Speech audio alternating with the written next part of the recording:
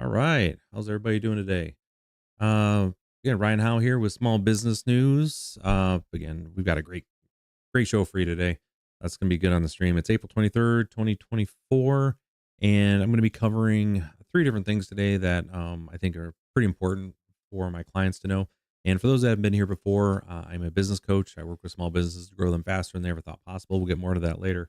But what I do here is I take 2 to 3 of the articles that I talk to my clients about throughout the day. Every day, I've got a feed that gives me a whole host of pertinent business ideas for the clients in their specific industries, or generally speaking. And when this at this stream, I come through Small Business News and pick 3 of them to share with you out there on out in YouTube land. So with that, let's see what we're covering today. So one of them is going to be on life insurance. That is, we're in that time of year where businesses should be looking at their benefits, their benefits packages, what they offer, putting them back out to bid, etc. But there's also a notion where people are forgetting to also think about themselves as the small business owner. What insurance do you have personally for life insurance or other things to protect the business? And we're going to look into those. Um, Again, Constant Contact just released through a press release a survey of small businesses about small business marketing. I've been talking about that over the last few weeks for a very good reason. If you are not getting people's attention, you're getting drowned out by everything else out there in the world. So marketing is even more important than ever. So we're going to take a look at that with the understanding Constant Contact. It's also a sales piece too. Hey, come with us. We know how to do it, but more to follow on that. And lastly, the kids, the Zoomers, man, they want a 4-day work week. I don't blame them. I'm in that boat as well. I'm a big fan of them. And I talk with my clients about it, but you need to know more about the details, kind of what they're looking like. And some of the reasons why you want to start heading that direction. So, with that, let's get into it today. Let's start with some insurance questions here. Again, I do go live here every single day, Monday through Friday, between 10 and 12, between 10 a.m. and noon Eastern Standard. So, if you would like to ever hop on here to be able to ask me a question about some of the things that I'm talking about, or even if you just have a business question, feel free to subscribe and then hit that notification bell so you get notified when I go live, because it does vary when I do go live, because it frankly depends what my clients at. Like this morning, I was late on on my Facebook page with the broadcast because I was dealing with a bunch of client stuff this morning, which is a good problem to have, but it also does delay when I might hit there. So just FYI, best known practice, subscribe and hit that notification bell so you'll know when I'm going live. All right. Let's get into it. Here's our first one here. Do you need life insurance for your small business? The short answer is yes. So let's go over it, because there may be some other insurances that are in here you didn't think of. All right. Now, we've already talked about this last week and the week prior, but I will bring it up again, that small businesses are making their mark on the economy in their communities, with the U.S. Census Bureau reporting a record high 5.5 million business applications in 2023. That's a great number to see. Love seeing it out there. Just understand 47%, 48% of those are side hustles. That is, people are working a part-time job and they filed a business for their side hustle. So just keep that in mind. But with that, that's where a lot of businesses started. That's not a knock. It's just an understanding. That's what that is. A lot of larger small businesses or businesses started as a side hustle that eventually turned into a full-time gig, like what I do as a business coach. Now, as small business owners hustle to file paperwork, find clients, customers, and work towards profitability, they may overlook a key part of their business planning: life insurance. And with that, that's one of the reasons why, again, I exist. My position is this: I coach all my clients about these things. That's one of the reasons that it came today in the email. Excuse me. And we decided to, and I send it out to my clients as a reminder. Q2 is when we look at all of our benefits. That is standardized. So if you haven't looked at your benefits, you just start. We're halfway through the month on into Q2. Make it a thing.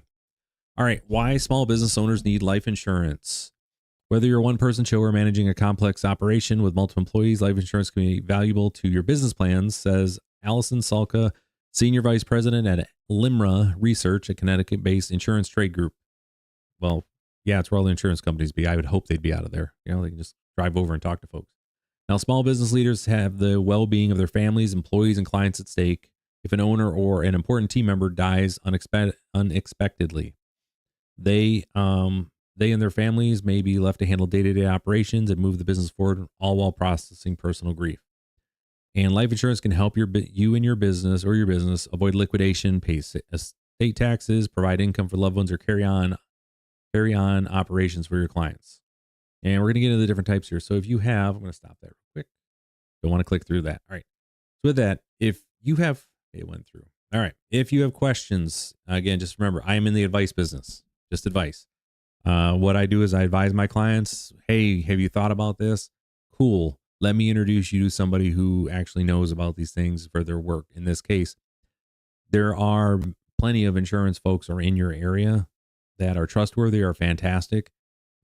If you see something that you like on here, I highly, highly recommend you reach out to a couple of those individuals and see what they have to offer and go from there. Okay.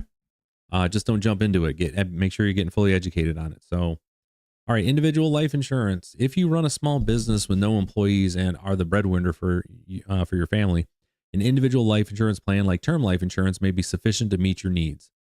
Individual life insurance plans are popular among small business owners because they serve both a personal and business purpose. Salka says, you'll want to buy enough coverage to manage your personal debts and living expenses for your family, especially if they rely solely on your business income. Okay. Next one, which a lot of business owners don't know about this one, is key person life insurance, sometimes called key man insurance. Key person life insurance protects your business if an important employee or business member dies. Some businesses rely on specific individuals with unique skills and knowledge, like skilled developers, CEOs, or spokespersons. Having key person insurance gives you breathing room to maintain the value of your business if you lose an important team member, Salka says. A key person life insurance can cover the expense of recruiting and training a new employee or replace the lost business income the employee would have produced. The next one you have on here is going to be a buy-sell agreement. It establishes a clear transition of ownership if a partner dies, retires, or becomes disabled. This type of contract provides a framework for co-owners or key employees to buy out a deceased owner's stake in the business. And then business owners may take out life insurance policies on each other as part of a buy-sell agreement, so they have the funds to make the business purchase. It's again, when you look at this, then again, last year's your group life insurance, which you should be looking at as part of your benefits for your clients or for your employees. Sorry. And like I said, this is Q2. This is when I talk to my clients and I make sure everybody's taking a look at their benefits to make sure they're on top of things. So, but with this, a lot of folks, when this came through, I was like, you know what? I rarely talk about this with my clients, and that's bad on me. And so to have this reminder to go out to them, say, hey, what's your personal, what does your personal life insurance look like for you in case something goes wrong in your business? How are you, with you, how are you going to protect your loved ones and your family and your asset that you've worked decades to build, right? So you want to make sure you have a plan for it. That's what insurance is for. All right, so let's get into our next piece here. Again, for those, if you like what you're seeing here, please subscribe. Make sure you hit the notification bell. Also, don't forget to share this. If you are watching this and you say, hey, you know what? I'm getting some value out of this, but I think folks in my circle could also benefit. Be sure to share. Absolutely. Again, you want to learn more about what I do, you go to summitbusinessguys.com. You can see more about what I do and how I help small businesses to grow faster than ever thought possible. You'll be able to up to date with my latest on any Facebook posting. Same thing with my YouTube videos will be available. But yeah, check it out, summitbusinessguys.com. You'll be glad you did. All right, so let's get on to the next piece here. Which is going to be constant contact. Again, big, huge, disclaimer on this. It's known that this is marketing for them. Like, we know it's marketing. That is what it is. But that doesn't make the survey results any less relevant. Okay, because it's an important piece. The TLDR on this is that small business owners are overwhelmed and confused and not sure how to do marketing. And just make sure everyone understands, posting on Facebook or Instagram is not marketing. That's not what marketing is. It's a whole different piece. But they want to cover some of the things that they have on here. And again, this pulse check, it's getting the overall, come down here. What they did is they surveyed 1,300 businesses across Australia, Canada, and the UK and US. Overall, small business confidence is lower than expected, especially as it relates to marketing. Now, these are some significant numbers here. Make it a little bigger here. A staggering 81% of small businesses are concerned that a stubbornly hot global economy could negatively impact their business this year. Let me extract that for you. They're not going to have access to cheap money because interest rates are really high. That's what they're saying. All right. They don't need the economy on fire right now because that means the Fed's not going to lower interest rates. Okay. That's what they're getting at. So that's one of their concerns. Small businesses in the UK report the highest level of concern about the economy compared to other countries polled. 73% of small businesses worldwide aren't sure their current marketing strategy is working. Confidence levels are lowest among solopreneurs. I just realized that was a word. I that solopreneur was a word, and I didn't realize I knew how to pronounce it that well. Huh. It was a couple days ago. I was like, oh, that's the thing. All right. Anyways, and other SMBs, for the record, I just thought they were entrepreneurs. I didn't realize it was literally just, you know, some solo entrepreneur goes out there making their way through the world. Anyways, and other small businesses that are less than 3 years old. 44% of SMBs, your small businesses, globally intend to spend more on marketing this year, and 39% expect they'll need to increase their marketing budgets as well. So it's clear the economy is a bigger concern today than it was in 2023. And that is what's driving people, rightfully so, to look at their marketing and how they can make sure that they are maximizing the attention that they are getting, basically the attention of their clients, their current clients, potential clients, and potential employees, how they're staying in front of them and making sure that they are managing what that outward presence looks like. So, especially when you're dealing with this concerns, because when the economy decides it wants to drop off and it wants to be done, it'll be done in a hurry. And I think that's what everybody's worried about right now. Again, with this, if this sounds like you, quick word of caution, simply cranking up the dials across your board is unlikely to improve your campaign results. 100%. You got to know who you're targeting. Instead, identify the holes in your current strategy and focus on using the right marketing tactics that'll generate results.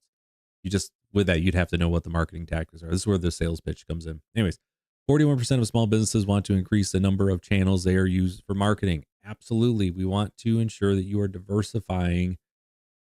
Again, diversify the audience they're reaching to ensure a flow of new interests while still building relationships with established customers, donors, and supporters.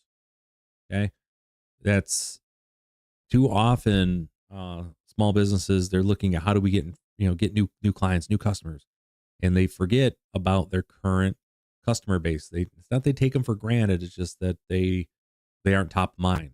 Your marketing strategy has to make sure you're hitting not just every spot on your sales funnel, right?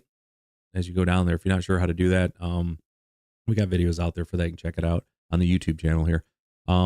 Make sure you're hitting different spots on the funnel, but also on the the maturity levels of your current clients as well. Newly onboarded, your folks that are in the middle of actual project work, and then you have those folks that are more mature that you have a long-term relationship with.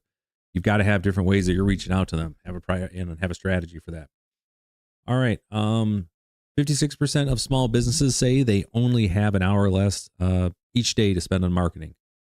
With this, just a reminder, the link to every one of these articles is in the description of the video. So if at any point you're like, hey, I want to go check this out for myself, just go in the description. It's right there. I got you. All right. And they only have an hour less spent on marketing. And that lack of confidence, it has a direct impact on the time spent on marketing. Small businesses with low confidence in their marketing strategies are 1.5 times more likely to procrastinate or skip marketing altogether. If you are not marketing, people forget you exist and they stop sending you money. That's what happens. So don't do that. The good news is that if you're struggling to fit marketing into your day, there are tools to help you be successful. There we go. Here comes the sales pitch from Constant Contact. You can go link in the description to see that.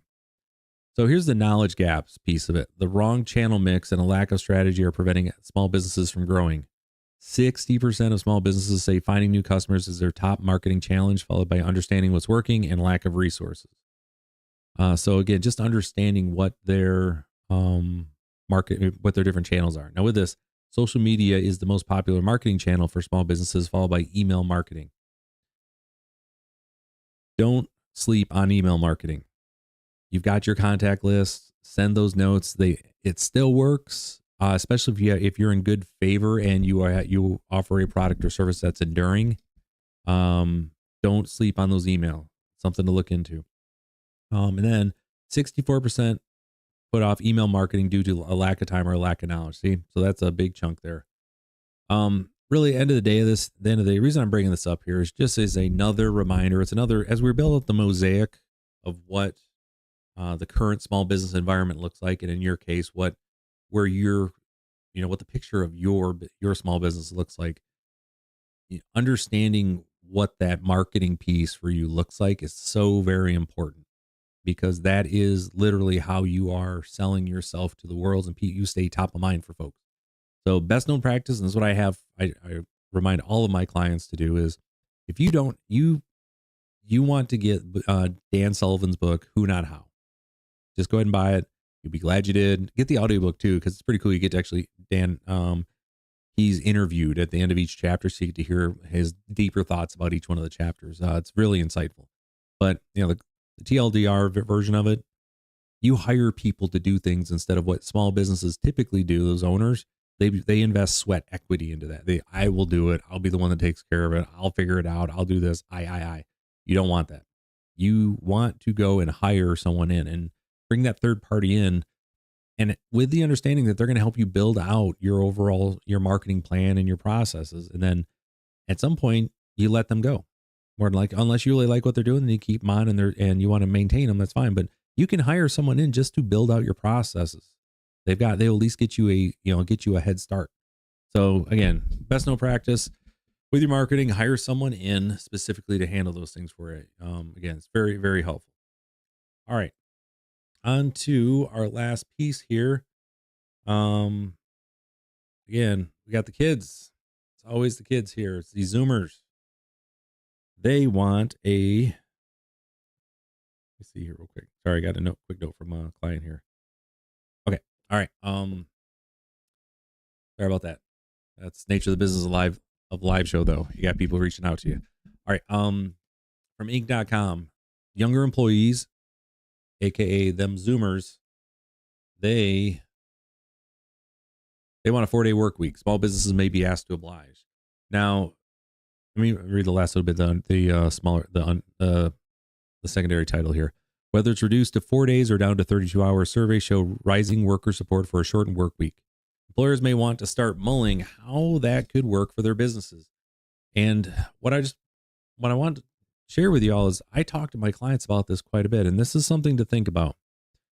Right now, trying to find a way to differentiate yourself within within the local business community, within your industry as a whole. If you're able to find a way to make a 4-day work week work for you and your organization, that is going to be a huge differentiator that is going to bring a lot of the best talent over to you. Because not only do the Zoomers want like a 4-day work week, I think we all want a 4-day work week. Who wouldn't, right? Come on. Let's get into it. Some of the cascading changes, real one note. Inc.com, the folks here, they really love their thesaurus, and they throw in some really weird adjectives in here. So just you'll see what I'm getting at here as I go. It's one of the reasons I like them. They just keep things a little spicy for us around here. So all right, get into this again.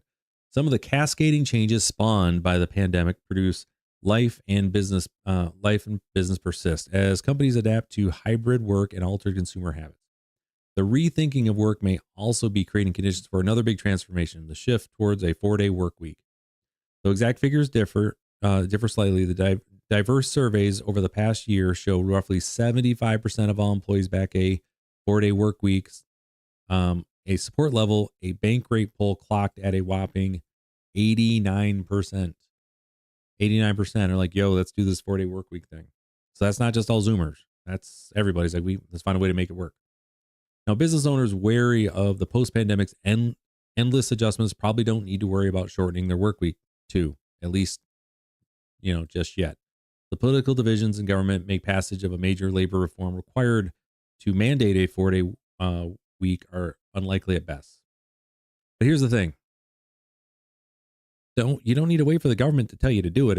If it's something that you are considering and thinking about, find a way to do a test practice with a section. Don't, especially if you're in a state if you're in an area that doesn't have it, why not go through and do it yourself first?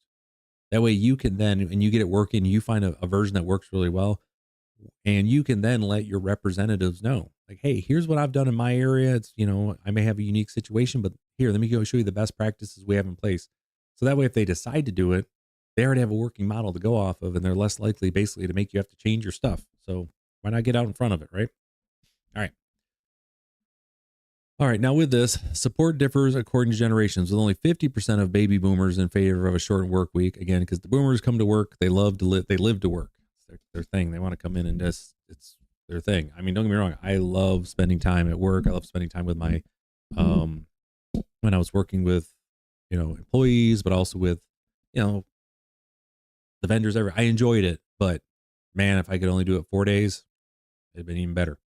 Backing the idea jumps to 60% with millennials. And then according to a new survey cited by Newsweek, 46% of that cohort convinced it will make them more, not less productive.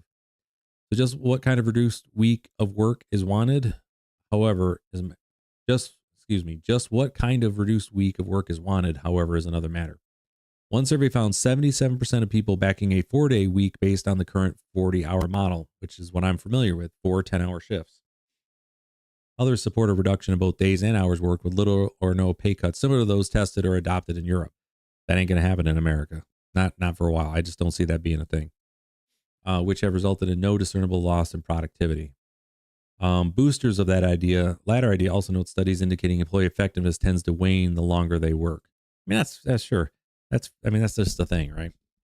Again, but when you do those 410s, which was in the company I worked for last, when we implemented those, productivity went through the roof. Absolutely through the roof. Because you had to manage your time and deadlines better, made the managers have to be more effective. Lots of those things. Now, that reasoning was behind progressive Bernie Sanders introducing the 32-hour Workweek Act, which will not go anywhere just because it's Sanders, in the Senate last month. His argument, because American workers are over 400% more productive than they were in the 40s, yet working longer hours for lower wages than they were decades ago. Something has got to change. More government intervention, I'm sure, will change it, make it better. But anyways, so there's your first salvo, and that's kind of that's going to be the litmus test to see what happens with that. Not holding my breath that it's going to hold a lot of water, but is what it is. Now, with tech already boosting per employee output and new artificial intelligence applications, say it with me together, the only reason they're including AI in any of these articles is so the algorithm picks it up. Why it's there. Being touted as even greater productivity enhancers, Sanders' reasoning is clear. Higher productivity that benefits businesses can give the employees more free time without undercutting overall economic output. While that may not hew, see what I'm saying? Hew, really, to the time-honored business precept of constantly boosting output and efficiency through more time spent working at the lowest cost possible, the sharing of increased productivity through a shortened work week is gaining hold, and not just among employees. That was a run-on sentence. Okay. Anyways. All right. Like I said, I love Inc.com. I spend a lot of time on here, but they love their word salads on this site. Now, a 2023 KPMG study showed that 30% of all U.S. CEOs are already considering work schedule shifts, such as a 4-day or 4.5-day work week. Given that activity, small businesses owners might want to consider it as well, too. Now, here's some things I want you to consider when you're going through, again, from Harvard Business Review study offers there's another one of those words. A 2023 Harvard Business Review study offers some spade work ideas. Spade work? Really? Come on, Inc.com. Come on, editors. You can do better than this. Come on. Ideas for thinking possible organizational adjustments through. Those include, you don't need to have a 4-day work week to do these things, by the way. This is stuff that you should be doing regardless. So, clearly defining work that matters most, using objectives and key results that individuals and divisions can base output goals on. Sounds like a good business practice, not just a 4-day work week. Running an audit of meetings currently held and eliminate all but the most essential and productive of those notorious time-consuming huddles. If you go to, again, if you haven't subscribed to the channel already, please do. And then if you go and look on the channel page, I have a video on how to calculate meeting costs. And part of the things that best practice I coach all of my clients to do is basically with every single meeting, there's a cost associated with it to include hourly plus overhead. To be able to have those things, basically to have the meeting. Additionally, there's some other things that I coach on how to manage the meetings as well. But I'll tell you, if you do meetings correctly, you can get rid of the vast majority of them. Okay. Not going to get into it today. However, you go back, I got a video at the front. It was from, I think last week on the broadcast, where it was, everyone hates your meetings, I think is actually when you look at the thumbnail. All right. Permitting employees to make the most of their training skills on priority work while outsourcing or eradicating menial or administrative tasks, or shifting those to automated artificial intelligence apps. There again, embracing asynchronous communication that became unavoidable during pandemic work from home arrangements. All right. Okay. Research suggests, I have a big comment on this one. Research suggests those time lags between communications afford employees prolonged periods of unbroken focus that enhance their understanding command of work performed. All right. Basically what they're saying, and that's it for the article there. It's stuff to consider. Just, things you want to consider is they're saying that by having you geographically separated from your basically manager, from their staff, the manager just can't stop in 20 times a day to ask for updates on stuff and interrupt the employee while they're working. That's what that just said. Okay. And because the employers are saying, yes, now without having the manager or a supervisor or a CEO, whoever, just continually stopping in at my desk to ask questions about stuff, now they get it in an email and I can get to it when I get to it, and I'm more productive. That's what they're saying. So, yeah, just something to keep in mind here. So with that, let's go over what we covered today. Again, this is a good stream today. I definitely, the information on here was definitely prescient, timely, and I'm excited and I'm glad to be able to share it with you. So with that, we got life insurance that we talked about. Again, it's the second quarter.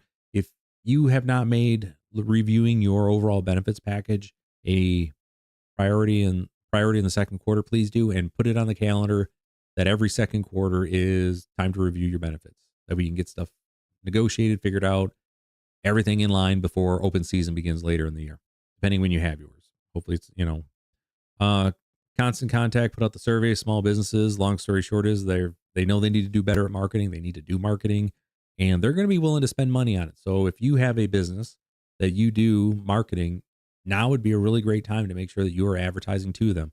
So yeah, if you are a small business owner, again, best known practice, hire out a third party to have them build out your overall marketing strategy and processes. And then if you decide to keep them, great. But if not, you already have the processes in place, and then you can take it over from in-house if that works for you. And lastly, we talked about the kids. They want that 4-day work week. They're demanding it.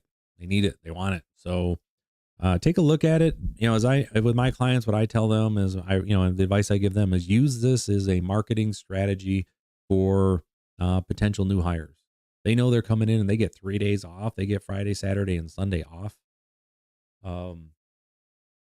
That's going to pull some people over. You just got to, what it forces you to do as the owner is to ensure that you have all of your processes aligned. You understand how you're going to be measuring it. You have dashboards with your KPIs, all your measurements. You know how to run your meetings, and everybody understands exactly what they're supposed to do, when they're supposed to do it, and what it needs to look like, and when it should be delivered. Like, you've got all that figured out. And if you have any issues with any of that, again, that is what I'm here to do. That's where I help small business owners here with summitbusinessguys.com. Go check it out. I work with small businesses to figure out how to do their processes, how to manage their people, how to grow their businesses. These are the things that I do with my clients on a daily basis. Here's some of the clients that I work with. Go to summitbusinessguys.com. You can check out, click through and see, I've got credit union, got, a large landscaping company here. It's a law firm in Maine I work with. This is adult foster care. And then over here we have, again, this is a parts manufacturer. And you just see who I work with. It's across the board. Learn more at summitbusinessguys.com. I use Pinnacle right here. These guys. It's the business operating system of choice that I work with. And what we do is I build a concierge version of that for you so that you can run your business better. Be sure to follow me over on Facebook. obviously on YouTube here. If you haven't subscribed already, please do hit that notification bell. You can be notified whenever I go live on this. That way I can answer any questions you might have in the chat real time. An important part of that. The other side of that as well is find me on LinkedIn, Ryan Howe. You'll find me under Somewhat Business Guides if you want to connect for a deeper conversation. So with that, thank you for watching today. Again, if you like what you saw here, please share. And I will